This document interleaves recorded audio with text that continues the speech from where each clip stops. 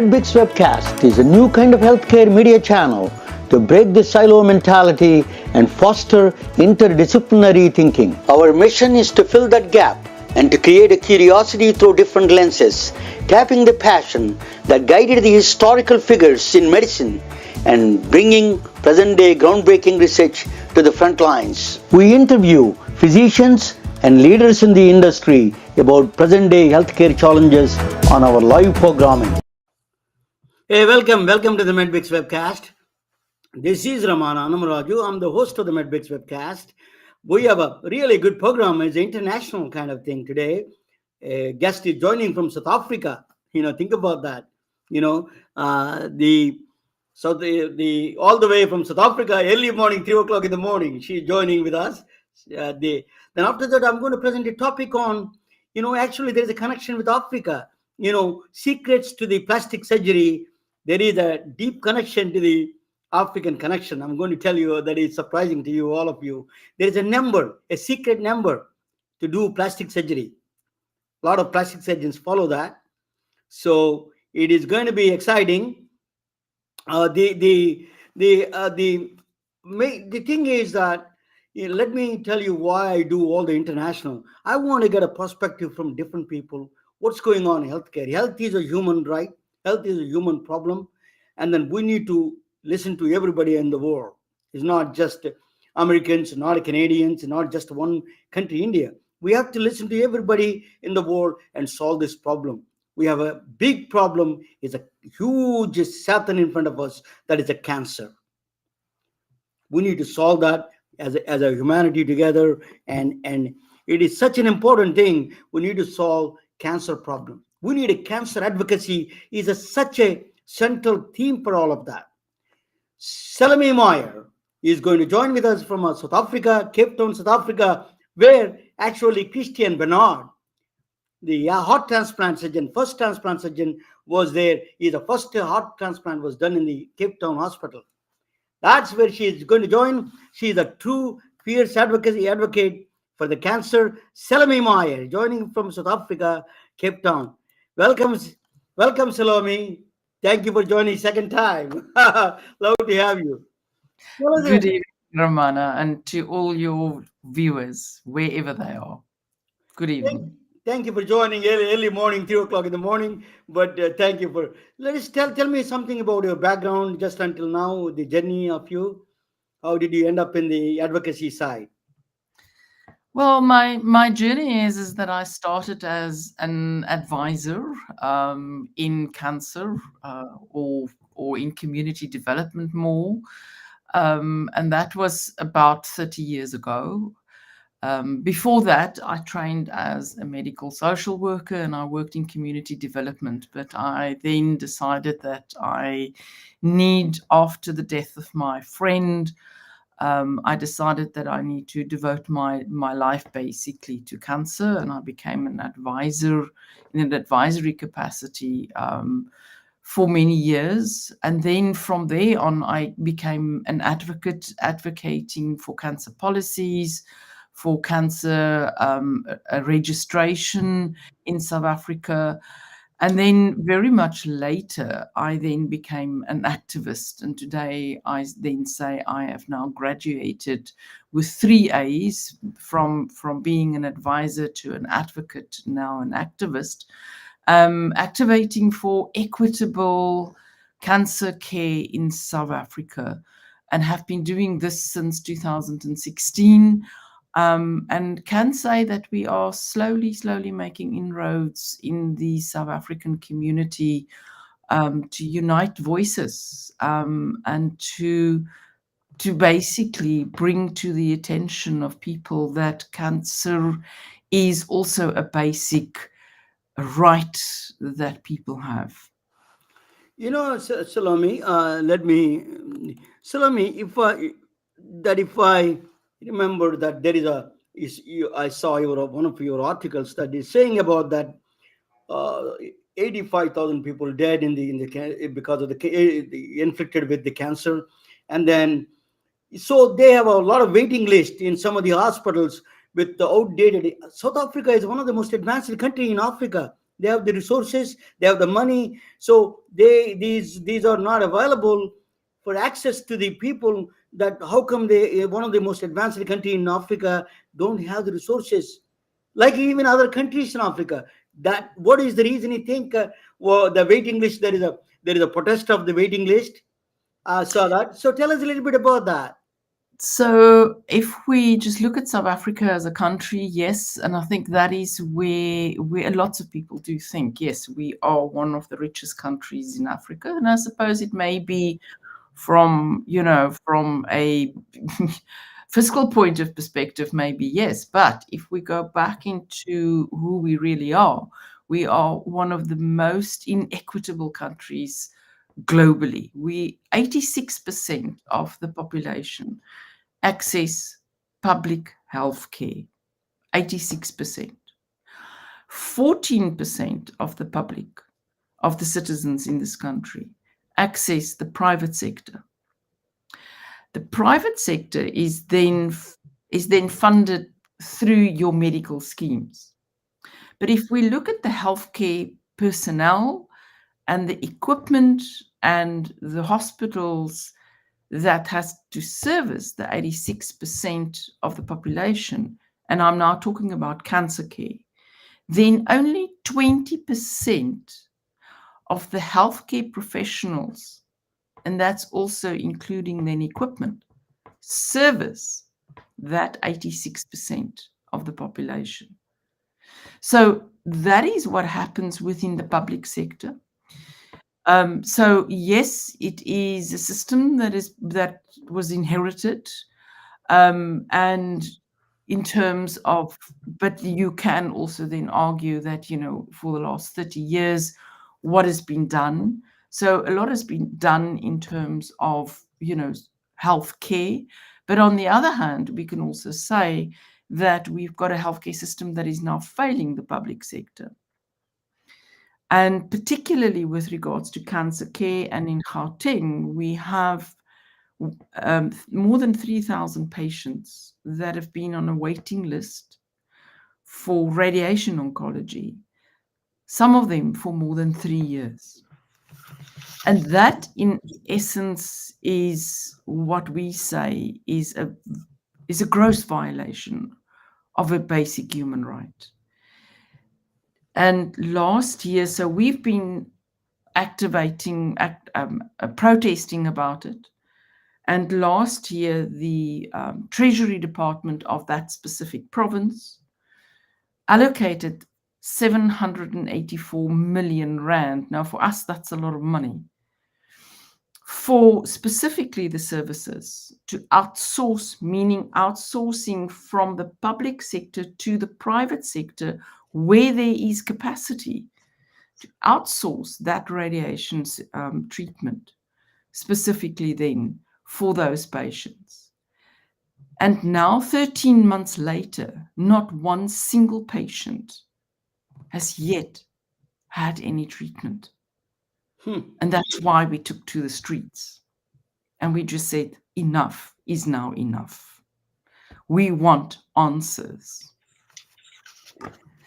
Along those lines, Salome, I checked a little bit about. I used to sell PET-CT scans. So you only in entire Africa is 63 PET scans, PET-CT, where you can detect the cancer. Actually, can detect. That's a gold standard. In the United States, we have a 3,500 for 200 million people. For 1.5 billion entire African continent, only 63 PET-CT scans. That's a really horrible number to even give access to diagnose any kind of cancers. That's correct. If we actually do go into the number of equipment that you require for any diagnosis with regards to cancer, you will see that the majority of the equipment is actually vested within the private sector. So then if you then start looking at Africa per se, yes, South Africa has got quite a lot of the equipment with regards to cancer diagnosis for Africa. But what happens also is there's a lot of our fellow African countries, people come to South Africa for their diagnosis. They then have to access, they can't access the public sector. They have to access the private sector, and they pay premium price because the cost of oncology services in the private sector is very high. So And why what we don't they take that? Yeah, why don't they take that money and put in the public sector, that the premium price they're charging for these the Africans? It's a lot of mismanagement. Must be some kind of a mismanagement or some organizational structures. Maybe there is no vision. Something is missing there that I don't understand. So there is now the movement by government, and has been for the last couple of years, to implement a national health insurance system in this country. But that the bill has been passed in Parliament, but the bill has not been signed by the president. And that is the key to everything, because literally, once that bill gets signed, then we can start with the implementation of a national health insurance system. Now, the people, somebody asked me yesterday in an interview, what's my perspective? And I literally say, from a cancer perspective, if I can take the president a pen to sign, I will do so. Because I know that with an NHI, we will have a far better equitable cancer system in this country than what we currently have. But what is going to be difficult is to fix the health system, because we currently have a failing health system, failing for the majority of the population. 14% of the population have got excellent services, and that 14% is in fact very scared that they're going to lose everything. But you've got to balance the scales somewhere along the line. That is not a real game, that if somebody loses, somebody wins in the healthcare. Everybody should get equitable access to the care. It's possible to get equitable access to the care. You know, South Africa, you tell me a little bit about it. I don't understand why South Africa, among all, even though this is the richest, one of the richest countries, you mentioned a little bit about the disparities, but one of the highest incidence of cancer in South Africa than other African countries. What is the reason you think? So cancer has always had, and I had a high incidence in this country, but I also want to say that our real figures or incidence figures for cancer is, in fact, we don't know what it is. So if we look at this, there's about a 40% underreporting of cancer in the country, and this is due to many reasons. First of all, cancer being diagnosed at a late stage. So many people actually don't get diagnosed. It is just, they are in rural communities that don't get diagnosed. Then we also have the situation that the private sector don't necessarily submit their data to the National Cancer Registry. Our cancer registry is only a pathology-based register. So that's another reason, because not all cancers are diagnosed through pathology. There's other ways of diagnosing cancer as well. So it is indeed an increasing burden of disease. And we do know that it is going to increase drastically in the next 10 years. And one of the main reasons and contributing factors to that is the fact that we have got a very high HIV burden. And with the success rate that you have had over the last 20 years now with ARV treatments, we now have a population of people that will live longer. And because they're living longer and because of their compromised immune systems, they now are facing challenging cancers, such as, for instance, your non-Hodgkin's lymphomas that are also associated with HIV. And that's going to increase drastically. We also have cervical cancer. So Yes. and that in essence is one of the most, or it is the most preventable cancer Correct. because there is a vaccine. And those are the kind of issues that we have to grapple with. Then the other one that is extremely high in Africa, in South Africa, but I also believe it is also high in the United States, is prostate cancer. Now, that's the one cancer that nobody wants to talk about because we just don't talk to men. We don't talk about anything that's below the belts. And in an African environment, that is a definite no-no. You don't talk about that. So prostate cancer is, for me, one of the issues that really I think is going to explode in Africa if we don't start paying attention to the increase of prostate cancer, and that it is in fact something, again, it is a cancer that is very treatable. If we start looking at your hormonal cancers, breast cancer, again, early stage disease, manageable. The moment that it becomes a late stage disease, you can't, then it becomes difficult to manage. I don't know about the United States, the ignoring about prostate cancer. They take care of the men very well in this country. That is the one thing they pay a lot of attention. But just let us talk about the cervical cancer, which is a preventable here. And then one of the highest incidents in Africa is South Africa is the cervical cancer. So what is the vaccines can prevent, as you said. So how can what is the problem with the vaccine supplying to the young girls? You can prevent them. I don't know how many doses they give, but how many doses they give, but one or two doses. I don't know, but exactly, is it possible that they you can what is the problem of giving vaccines to the age of 9 to all the way to the first sexual experience with the young woman? So South Africa currently, and for the last 10 years now, we've had a very successful vaccination program where we vaccinate our school-going girls. That's between the age of 9 and 15. That's the cohort that you vaccinate. And we currently vaccinating with the bivalent vaccine. And therefore, those girls need to have 2 doses of the vaccine.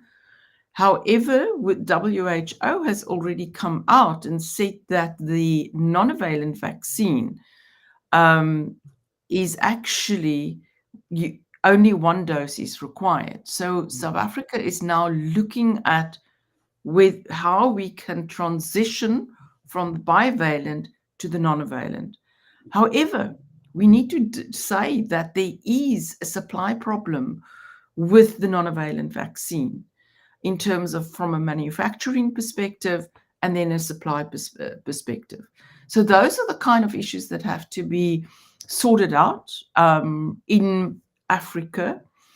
And South Africa is not Gavi eligible.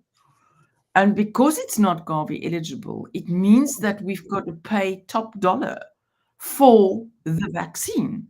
Let us explain to the our audience. Gavi is that's a fund. Actually, George Bush allocated $15 billion to the Gavi fund. Right, that's a huge fund available for the treatment of the HIV. Is that right? Yes, so no, for Gavi is for all your vaccines. So if you All your vaccines. Okay. all vaccines, so Gavi only focuses on vaccines. So Okay. that would be your polio vaccine. That would Okay. be in future in future we're talking about your TB vaccine. You're talking about your malaria vaccine. And now with COVID, it was your COVID vaccine. You're talking about your BCG, all of those vaccines. That is what Gavi provides, but for Gavi eligible countries. And then if we look at what is a Gavi eligible country, it's very much your low income countries. And that is where the World Bank classifies you as a low income country below, I think it's $1,500, Yeah. if I'm not mistaken. So those are the countries that is Gavi eligible in terms of funding. And then there are different models in terms of countries that have got a little bit higher on whether they do get support or whether they can actually get some form of, I want to say, subsidization from UNICEF in terms of the vaccines. But if we come back to South Africa isn't eligible for that. Now, when we look at the cost then of vaccinating your total population, meaning your girl population, you're talking about a lot of money, and especially if you have to talk about two vaccines that you've got to provide. Now, therefore, it will be more affordable for us to provide the bivalent vaccine, which is, I want to say, fractionally more than the bivalent vaccine. The nonavalent is fractionally more than the bivalent vaccine. So it will be more affordable for us to provide that for one dose only. But then comes the next uh, um, proviso on that. If you are HIV positive, you've got to have two doses. So with a country where we have a high HIV rate, we possibly will still spend a lot of money on our HPV vaccination. We currently are also then starting to look at also including girls in private schools. So only public school girls are now being vaccinated. And now we are looking at a strategy to expand that to our private schools as well. So, Salome, if I do understand, is the HIV fund that United States World Health Organization provided, PEPFAR, for example, is one of Dr. Bill Frist is one of the pioneers is one of the senators from Tennessee, provided a huge amount of money to the PEPFAR, which is the I don't know the abbreviation, I don't remember the abbreviation, but it is money towards the AIDS in Africa. Is that are you not eligible for that? If I So South Africa do benefit from PEPFAR funding, and most of the funding, I want to say, that is available within the HIV TB space. We also get a lot of money from Global Fund Okay. for HIV prevention and so. But what we do know is that HIV until such a time that there isn't a vaccine for HIV, we're going to have HIV with us. And it again comes back to the whole aspect of education. And that is similarly what we have to do with HPV. We need to start educating our younger generation about the importance of HPV vaccination, whether it's a boy or a girl, in countries that can afford, such as America, who can afford the vaccination for boys as well, that is important. But then we also need to educate our younger generation about sexuality and because it is a sexually transmitted infection, a virus that is sexually transmitted. And if we then start looking, it's not only just cervical cancer. There's 6 cancers that are caused by HPV. And we need to start looking at that as well in terms of how is that busy increasing. And I actually am very listened to a program not so long ago, about 2 months ago, from the United States about the HPV awareness programs that are happening in the United States, and I think we can take a leaf out of the from the United States and start implementing it here.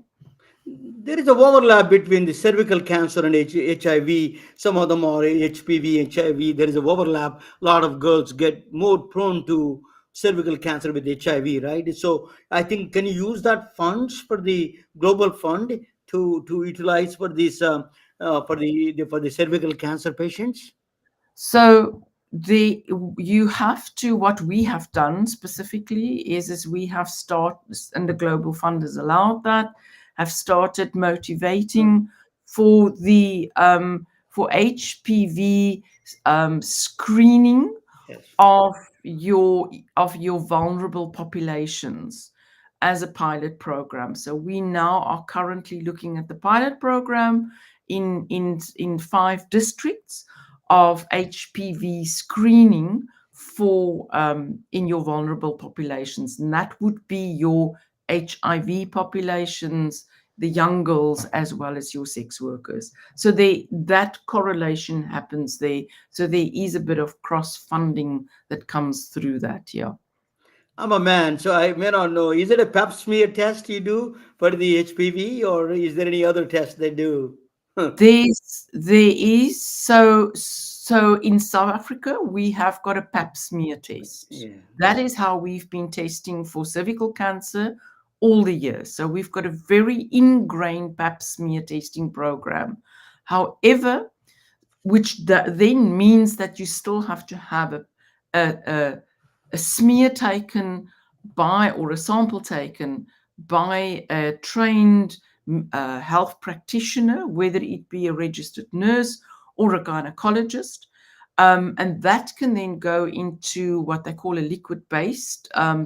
cytology thing, and that can go, and then you have the opportunity then to do both these. If it was a pap smear, you can then still do an HPV screen as well as the pap smear, and then see your DNA testing that will give you the specifics, and pap smear will also then, confirm that. So that's what we use at the moment. I do know, and that is something that we hope we can roll out. I want to say in Africa, I am aware of a rapid test that is available. It is a rapid test, if I'm not mistaken, that was developed in China, but it is an American firm, that is a company that is have got the rights of the rapid test. And if that rapid test is available and can be validated, and even with the WHO, World Health Organization, if they can pre-qualify that test, then we have, as far as I'm concerned, a game changer. Yeah. Because your concern always is that when you do a pap smear, and even then for a HPV DNA test, you've still got to send that test Again. away. It takes you anything from, I want to say, from 48 hours Yeah. to a couple of days to get the results back, Yeah. which means that the women have to come back to the clinic. And that's where things get lost into Correct. translation. The If we logic. can Yeah. Go ahead. a rapid test where you can, at point of care, test the woman and then conclusively say, yes, there is HPV present, you then can triage that woman for a colposcope, as well as then take it further with a thermal ablation. So there are options for treatment immediately. So And it's that's the very good. There's a good thing you're going in a vaccination, and you have some plan at least for screening in South Africa. Your massive mass screening you want to do for the pap smear and all, or your HPV vaccine, HPV you want to do, and maybe you are going through some crisis on the supply chain side. Let us talk about Africa in general, Salome. Which countries really doing well, which countries are not doing well in the screening of this cervical, particularly young woman cervical cancer, because I'm focusing today on more of a cervical cancer side, because that is a preventable, that is a that is absolutely preventable, and vaccines work very well with that. So let us talk about the other countries, how they're doing. Just if you have some knowledge about Tanzania, Uganda, just give us a little bit background on that. So the countries that are really setting the example would be Kenya as well as Rwanda. Rwanda, I think, is really the country to follow in terms of what they are doing and how they are implementing very much an integrated approach from vaccination right through to screening and treatment, making sure that if a woman is then screened positively for precancer, that she is treated, but as well as then for later stage disease, that treatment centers are now becoming available, and the same with the training of healthcare professionals as well as palliative care. So they really are looking at an integrated approach. Kenya is the other country where they are also far advanced in terms of an integrated approach. The other countries that are slowly, and I say slowly, coming on board in terms of HPV vaccination would be like Nigeria. I know that they are also starting to do their program. There are other countries that also are doing. Uganda is also another one that we can mention, as well as Malawi. So the countries are slowly coming on board with the elimination strategy. I am part of an organization called ACHA, African Cervical Health Alliance. And we are 16 African countries with 22 civil society organizations that are working in terms of promoting and advocating for the elimination of cervical cancer. That means that we are reaching out to government to improve the cervical cancer in many of these countries. So I did say to you that in South Africa, we've got a cytology-based pap smear screening now for years. But in many of your African countries, you've never had that, because cytology means that you've got to have a very good laboratory system in place. So many of the African countries have used visual inspection, and therefore the move from visual inspection to HPV testing is something that many of the countries are now starting to invest in for their screening. And that is also very exciting, that they immediately jumping in and doing HPV screening. It was amazing what he said just now. Rwanda, a few years ago, is a center of genocide, and then you're saying that's one of the most advanced country in the testing of cervical cancer. I'm so glad to hear that. People can change, the world can change. This is a beautiful example of that. I think we need to say, that with the Rwandese, that you have political will. And because of the political will, there is just an amazing willingness within the country to work together and to collaborate. And I've had the privilege of visiting Rwanda. And for me, it's really a country where you can just look at them and say, this is amazing. I mean, just as another example, plastic is not even allowed into Malawi, into Rwanda. Hmm. So What a transformation it is. a total transformation. So Yeah. it can happen because there's political will. And therefore, because there's political will, they are willing to direct money, funding, and resources towards the needs of the country. And I think that is quite important. I interviewed a doctor, Dr. Robert Pearl. He says the leadership is such a vital importance for the healthcare changes. I agree no more about that. That is a beautiful, beautiful example. Salome, one more thing I wanted to ask you. The South Africa could take a leadership in the role of, they have excellent doctors. Universities are one of the best in the world. You have the art transplant I mentioned. So what they are doing for that themselves are not taking care of themselves. Now it's a problem for even providing a leadership to the other African countries. So that is where the things come. Outside people, it's very hard for them to come down and understand African culture. Do you have some comments on that? I think that we've come a long way. I want to say in terms of cancer care. Cancer care, for a very long time was vested mainly within the white population, and it's slowly changing.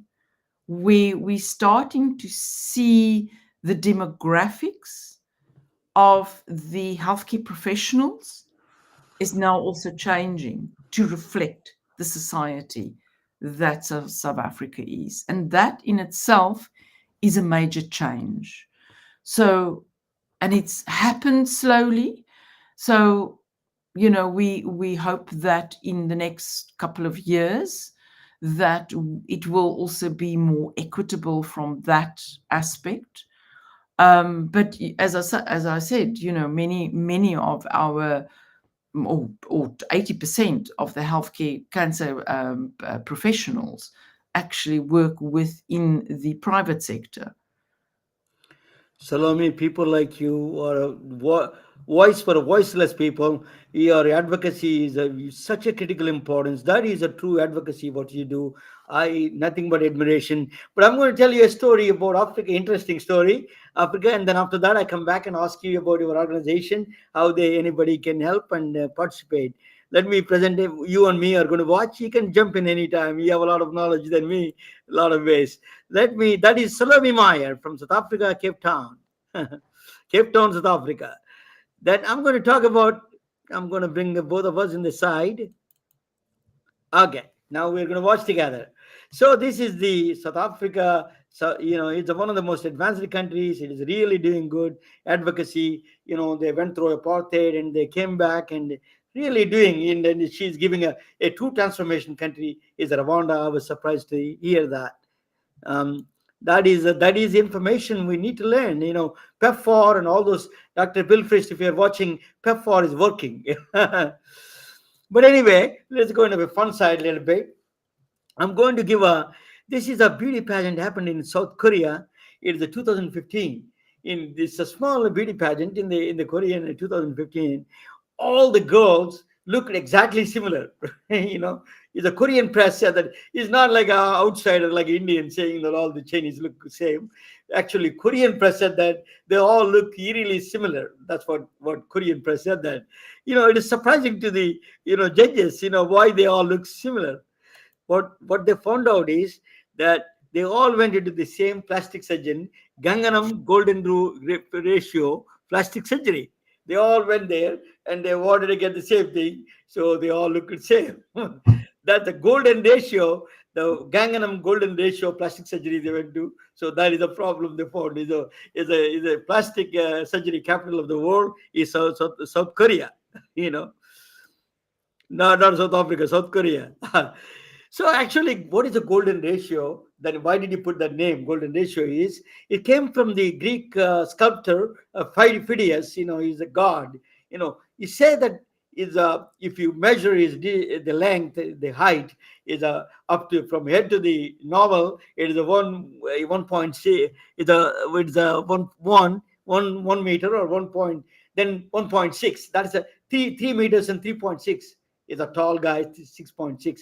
So it is like that ratio has to be maintained. That is a golden ratio. It maintained the three up to the novel is 3 feet and up to that 3.6. That's what the golden ratio they say. Let me explain a little bit about golden ratio a little bit more. It is the story.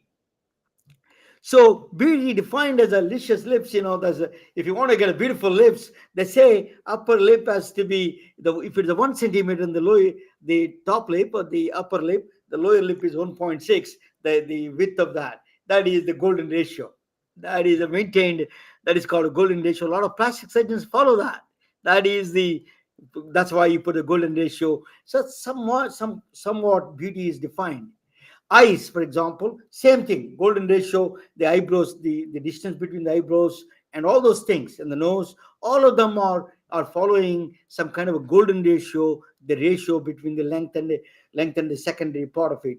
So the golden ratio became a standard for the plastic surgery in a lot of countries. So what happened is, this is a where this all AI designed recently. AI designed a golden ratio complete human body. Who has that? Do you know who has the perfect body?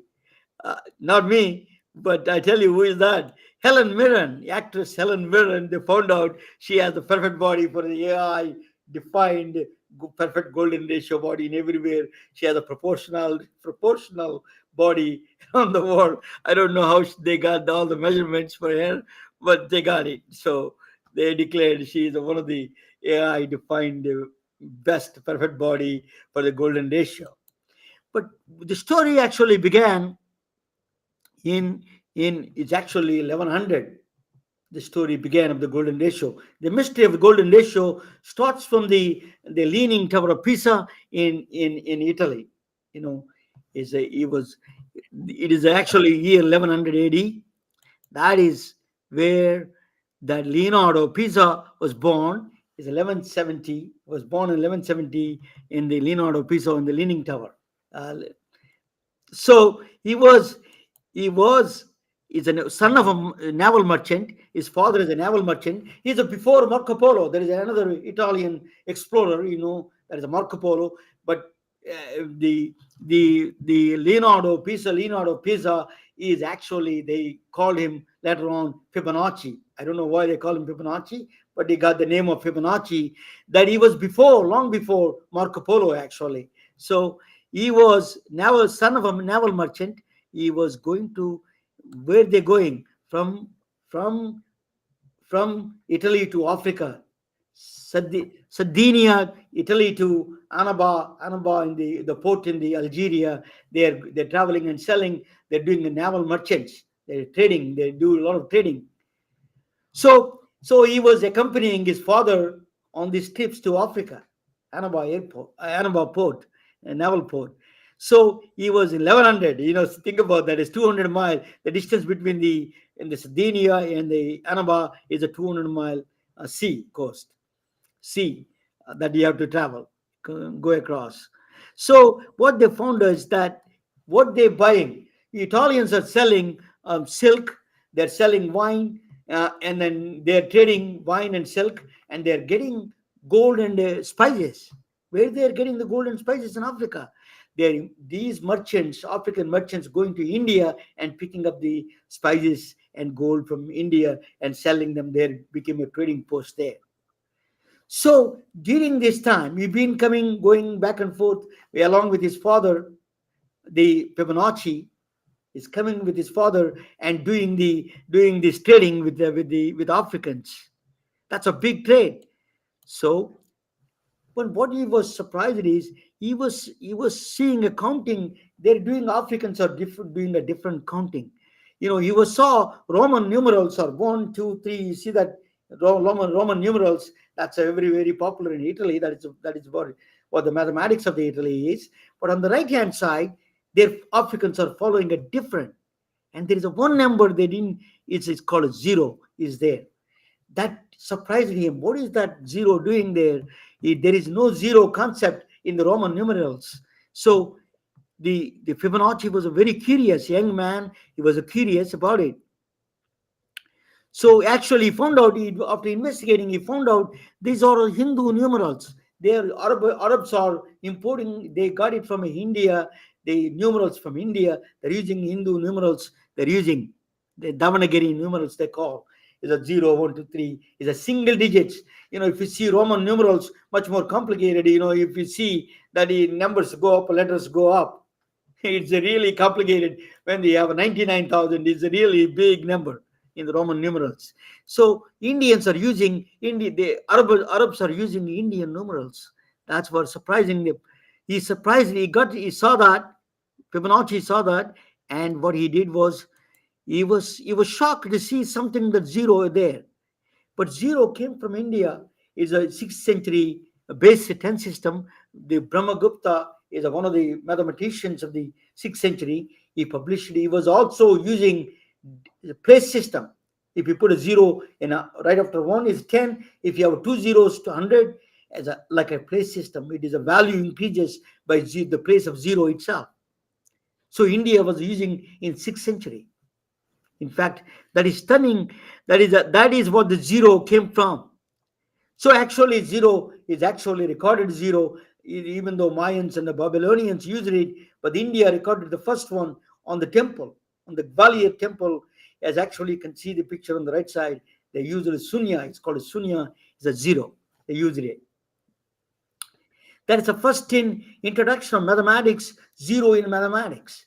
That is that is a stunning to the Fibonacci. Fibonacci was really good in math, and he went back to Italy, and then he wrote a book, Liber Abbasi, a book of calculations. It is in this book. He mentions Modo Sundaram, is a method of Indians. He mentions about the place system and zeros.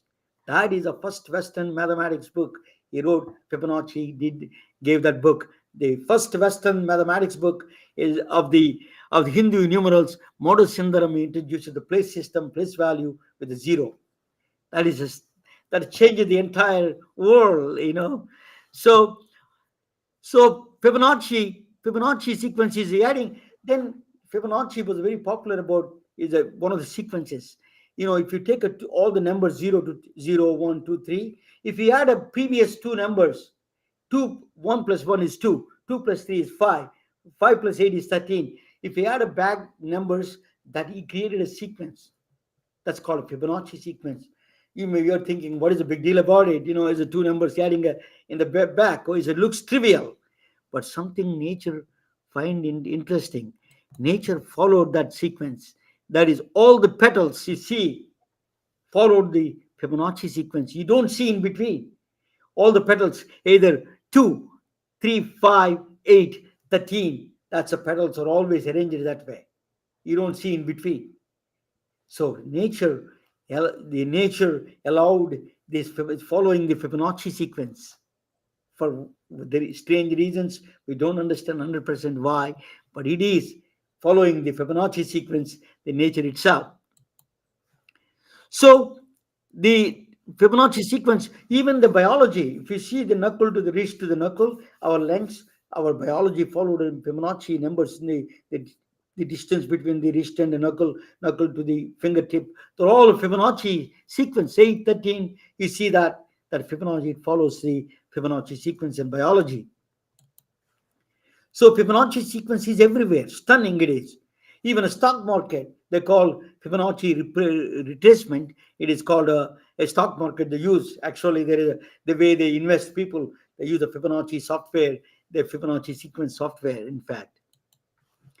So Fibonacci sequence ancestry, for example, you want to find out, if you want to go the first person in your family origins, if you can use a Fibonacci sequence, you can go all the way to the first person. How many generations ago he had a first person started from your gene pool. That is so you need they use a Fibonacci sequence to go to the back to the origins. Then, but the golden ratio of Fibonacci sequences is actually, I told you that the ratio to 1 to 1.6. If you take where is the golden ratio coming out? Golden ratio is coming out to the Fibonacci sequence. If you take two numbers after 8, you divide the previous number, is always 1.6.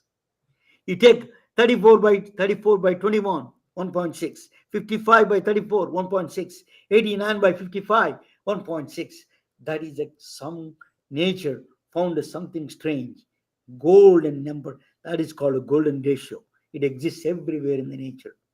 Spirals, universe, All of them follow golden ratio structure.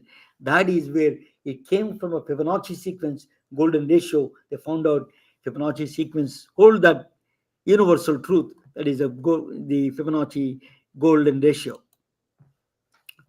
But beauty defined after golden ratio is, a lot of people now, the plastic surgeons follow this rule. Some of the plastic surgeons, they do the golden 1.16, eyes.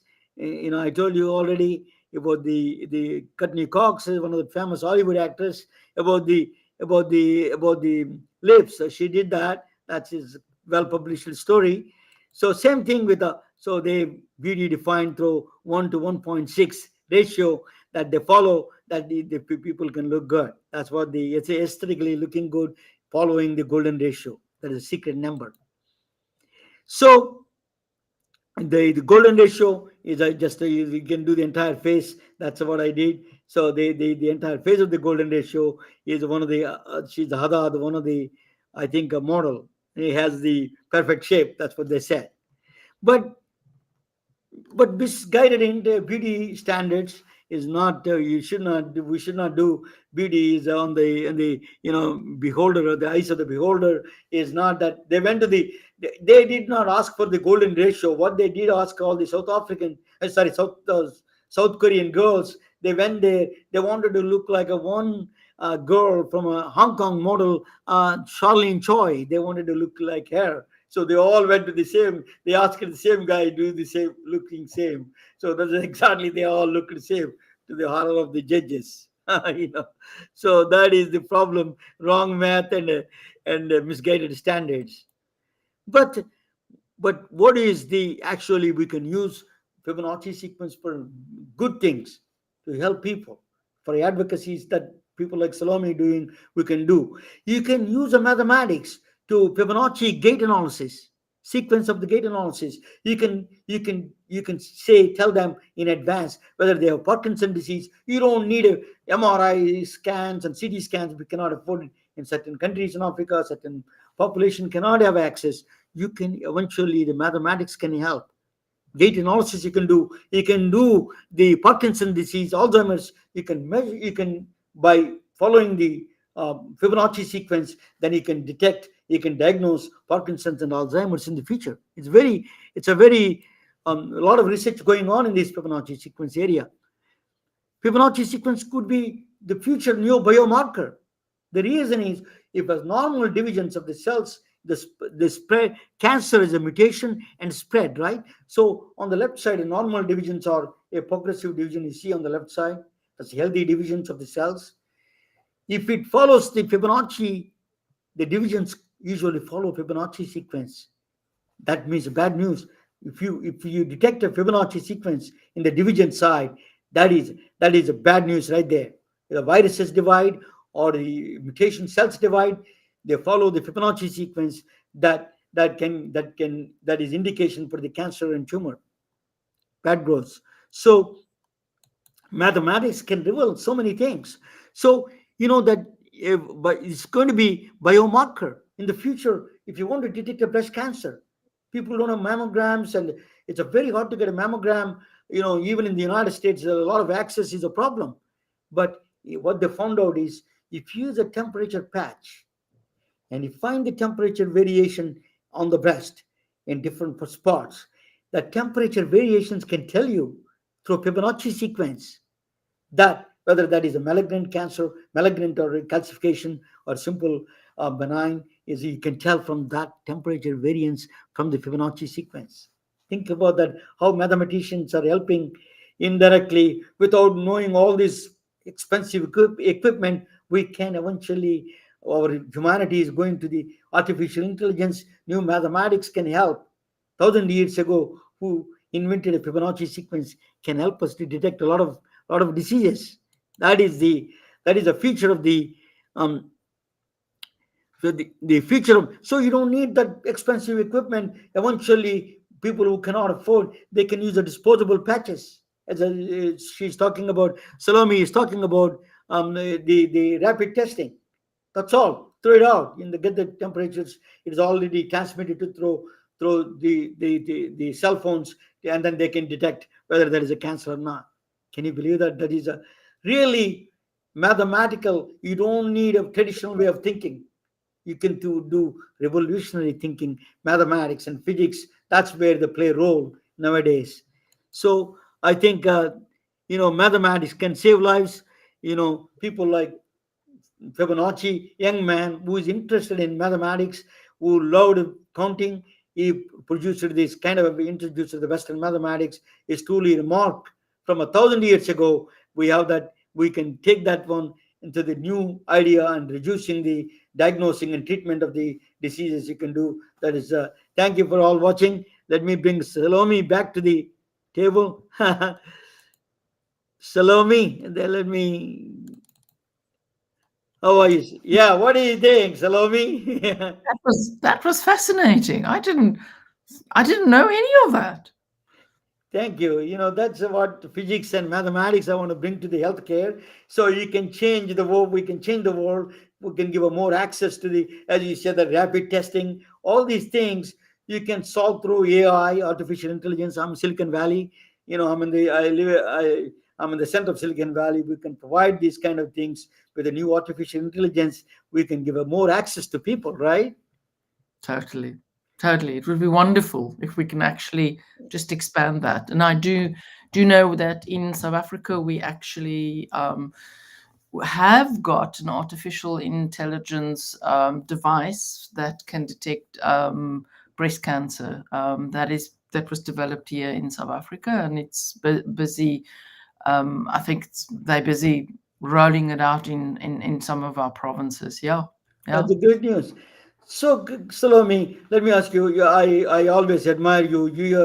You are representing everyone in the equity. You're talking about South African equity, health disparities, and you're a great true advocate for that. What kind of organization you work with, and how do people can reach you if they need to reach you?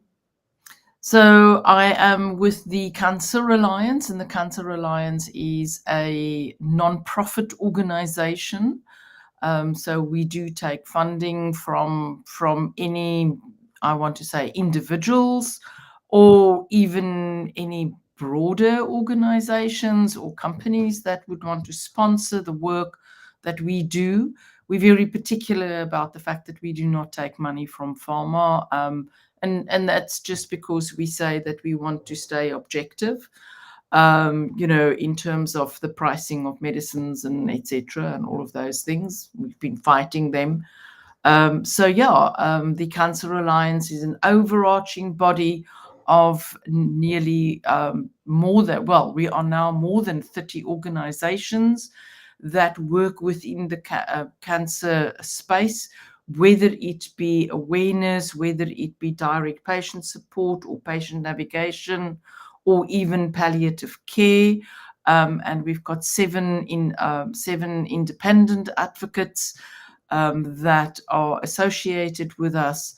And our focus is equitable and affordable cancer care for all South Africans, and that's what we are working towards.